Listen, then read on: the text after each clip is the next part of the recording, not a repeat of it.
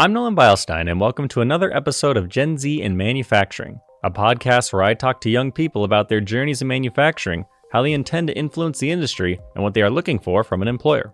For this episode, I welcome Hannah Dannecker, a 26-year-old managing partner at Better Together Group, a collection of companies that focus on supplying support and tools to staffing companies. Additionally, Dannecker serves as a board member for the Women's Trucking Federation of Canada. Dannecker is also a public speaker that discusses how to recruit and retain the next generation of employees. She specializes in the transportation sector and plans to incorporate the manufacturing industry into her work while helping close the gender gap in traditionally male-dominated industries. Before we hear from Dannecker, please make sure to like and share this episode of Gen Z in Manufacturing. To view previous episodes, visit manufacturing.net.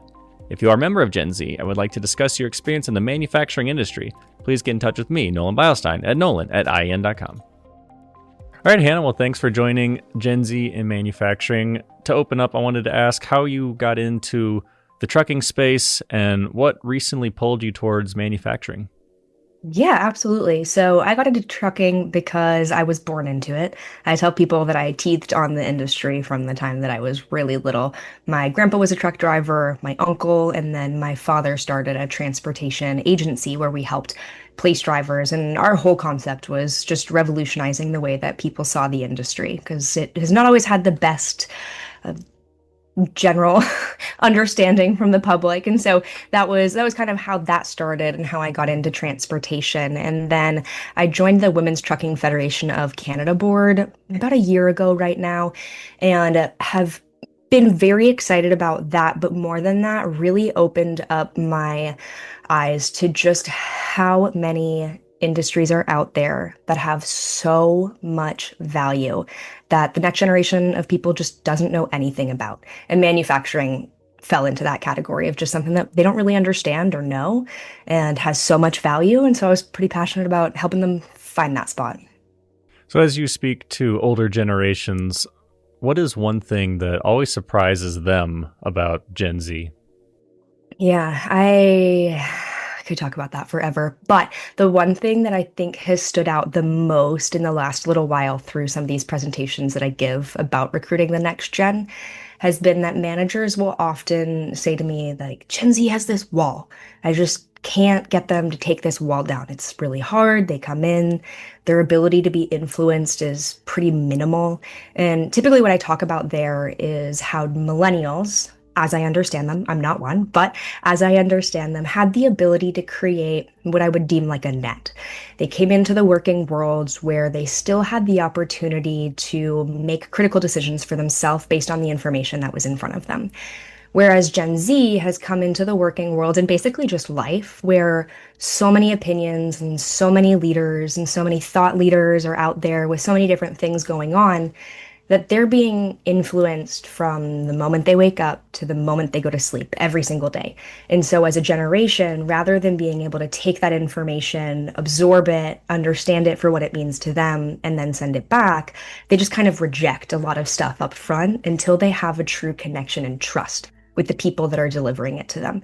And I think that that's kind of one of the biggest things that managers are like, wait, what do you mean? They don't want to immediately listen to everything I have to say because I'm their manager. I'm like, no, it's crazy, but they don't. And so I think that that's kind of the one that shakes most people. I think an experience that I've had talking to Gen Z people, it seems that a why is necessary when you're explaining how it's supposed to go. Do you find the same thing in your experience? Absolutely, I do. Yeah, that is one of the very last things I tell people as I go through the presentation is that we need to help them understand why they are doing what they're doing. And because I come from a staffing perspective, I have a perhaps a little geeky of a perspective around this. I think that every single job is really cool.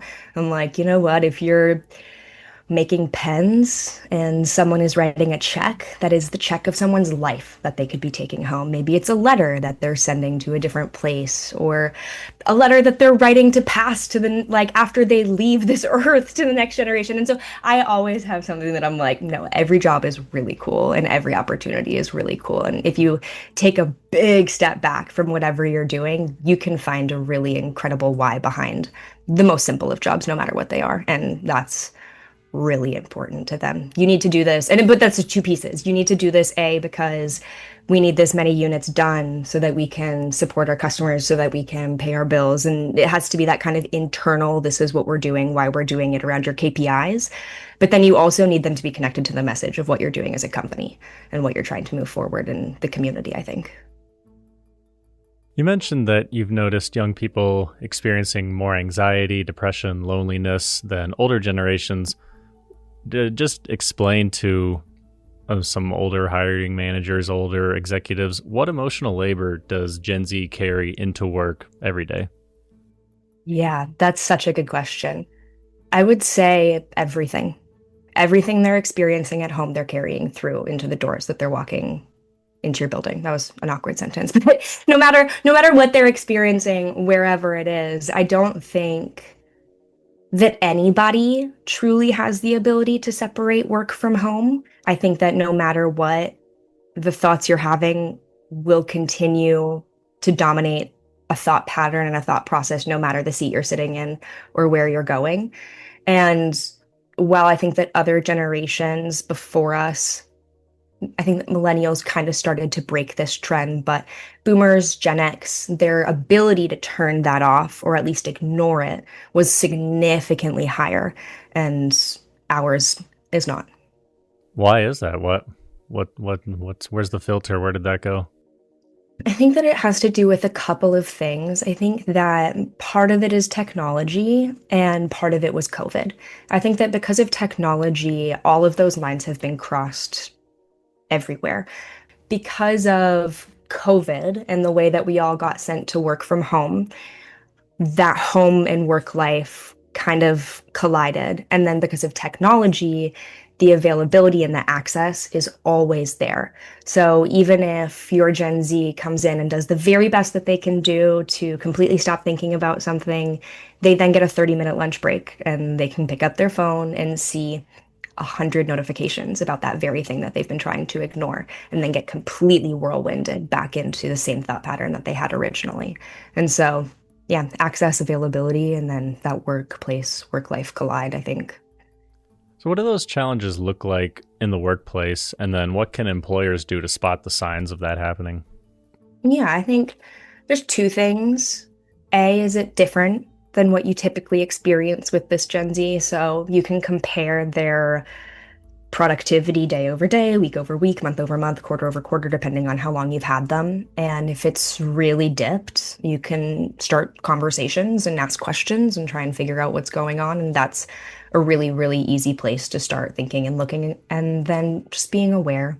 I think trying to be in relationship with your employees rather than just managing them. Something else I talk about, I want you to mentor the next gen over manage them. It'll hit a lot better for them. But through that, you create good relationships with them. And ideally, they have the ability to come to you and say, hey, this is what's going on, or I just need an hour to pull myself back together, or whatever that be, but that you kind of create the space for it to come forward itself. You mentioned earlier that Gen Z is more guarded than older workers, and we kind of talked about where that comes from a little bit. But how does that get broken? How do the walls come down? How can employers expedite that process?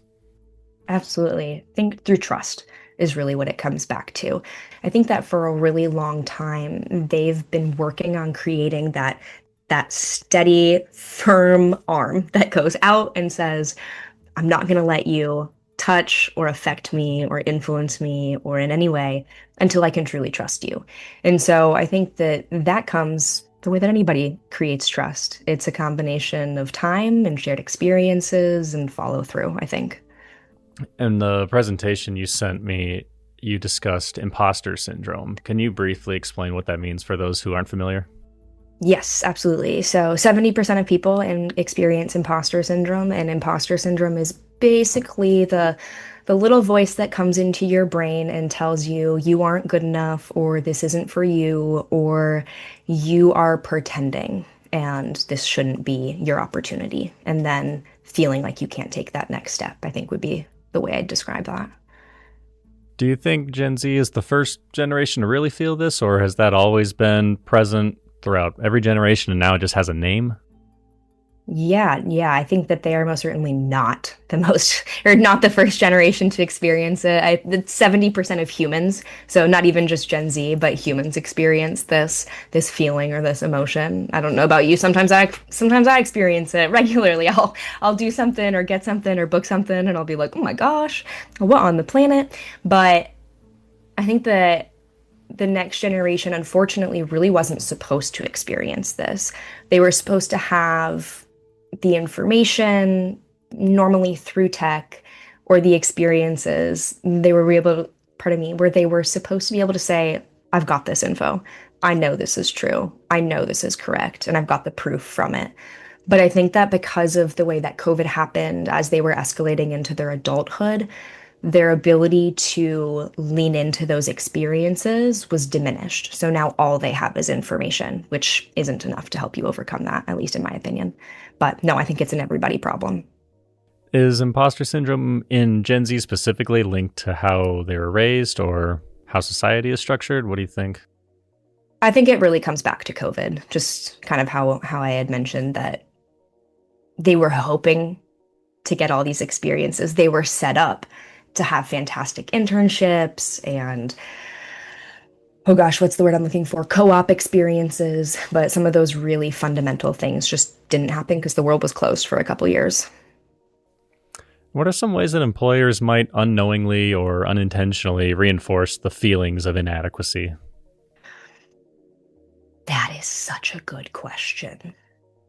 I think that often we will give employees something to do, and even more often, full autonomy to do it. And then often, what will happen is that project will come back to the manager or the employer, and they'll say, no, that's not it. And giving specific, short instructions about how it can be fixed reinforces your trust in them. But completely taking the project and changing it yourself reinforces the concept that they wouldn't be enough, I think. And I think that people do that very regularly, unfortunately. Perfection's not necessary, but continuing the ball down the court really is. So I think that might be a big one.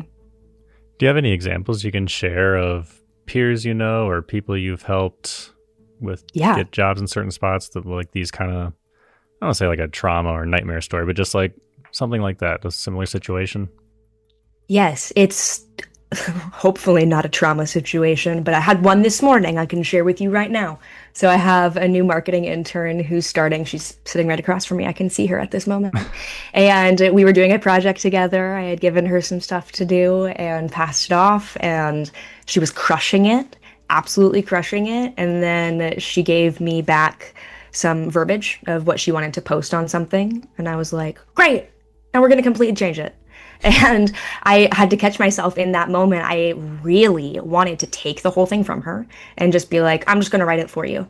But she actually, while I was busy doing something else, wrote the whole thing and was like, it's fine, just change whatever you need. And so she reinforced my own opinion that when you give it to them, let them do it. And I mean, I can say it and live it and be reminded of it every single day because it's hard. And it can be kind of a lonely feeling if you're just constantly being corrected and not being trusted. So going back to the loneliness topic we had, what does belonging mean to Gen Z, and how is that different than what older workers might have looked for when they were starting out? Hmm. That's a fantastic question. Belonging within the company, you mean? How do they find Yes, the yeah, culture as home? their community within their job, their culture. At what point, or what does belonging look like to them? Yeah. I think that belonging to them looks like comfort, looks like feeling like they can show up as themselves, no matter who that is, and come every single day as their authentic self, rather than, I think oftentimes as younger employees are graduating into the workforce, they feel like they have to put on a front because they have to be really professional or they have to show face in whatever industry they're stepping into. And I think that that does them a really big disservice, to be super honest. People talk a lot about, I want to be a mirror when I come in. I just want to give them what I'm getting. I want to try and do what I think is what they want. But if you show up every single day with a mask or trying to put yourself in a situation that's not authentic to you, it's exhausting. And so, if you can create a space where they can come and be themselves and feel comfortable and work on those professional skills and continue to escalate that, but in a way that's true to them, I think that that will create a culture that will really last and make them feel like they're at home. What would be an appropriate way for the manufacturing industry to tackle the impending labor shortage and filling it with young talent? Yeah. I think that one of the things that most industries and manufacturing alike, this is not to single everybody out in this, but I think that's something that we often do is we try to talk to people when we can bring them in, when they can start working for us, when they are employable. And what I talk about in transportation is when they are insurable. But for us, it's the same kind of concept. When can we finally have them on the floor is when we start trying to talk to them. And then every once in a while, we'll talk to university students, or we'll talk to college students, or we'll talk to high school students. But what I'm trying to help people understand is that children are asked for the very first time what they want to do when they grow up at the age of 4. What did you want to do when you were 4? Me? Oh, goodness. Yes. I think, my goodness. There might have been movie acting at some point was an aspiration that quickly was weeded out. But Okay, I love that. didn't first seriously thinking about careers until maybe like 7th, 8th grade. 7th or 8th grade. Okay, that's you're helping me prove my point. I love this. So kids, 4-year-olds, they only know what they know, right? They only know what's right in front of them. So movie actor, influencer, a lot of them want to be athletes, which is fantastic. But the reality is not everybody can do that. And there are so many amazing jobs out there. So what happens is when they're 4, these crazy ideas start to turn into dreams. And then when they're 6, they start to turn into goals. And then when they're 8, they kind of turn into plans. And by the 10, they're starting to make decisions and think about what those plans would require for them and how they can move forward. Then by the time that they're 13 in 8th grade, they're choosing the classes that they'll take in high school, which affect the classes they can take in their second half of high school, which affects what post-grad they can apply to, college, university, anything else, and ultimately will help determine what they'll do for their career for the rest of their life. And so, as insane as it is to say we need to start talking to the 4-year-olds where they're at, when they're starting to have these dreams, that is where you have the opportunity to influence the next generation while you still have the wheel yourself. And so I have a book that I created about transportation that's teaching kids all about trucking, but I'm working right now on one about manufacturing. And I am so excited to start getting it out there because everything needs to be made. Everything. And so we got to get more people moving in that direction. And I think that it would be really good. But this was the first one that we created. So it's just a kid's cartoon, and it kind of goes through in a picture form what it means to be a truck driver. And then you kind of start to see a little journey, and you get to see him pick up all of her favorite things and what that looks like. But let's see if I can find it easily enough. In the background of the very first one, we have a plant. And the mom is going to be a plant manager. And so we'll see how it all comes out. But yeah, gotta start bringing them in somehow and giving them the information that they can use today to help them make decisions for their future selves. Thank you for watching this episode of Gen Z in Manufacturing. Please make sure to like and share the episode. To view previous episodes, visit manufacturing.net. If you are a member of Gen Z and would like to discuss your experience in the manufacturing industry, please contact Nolan Beilstein at nolan@ien.com.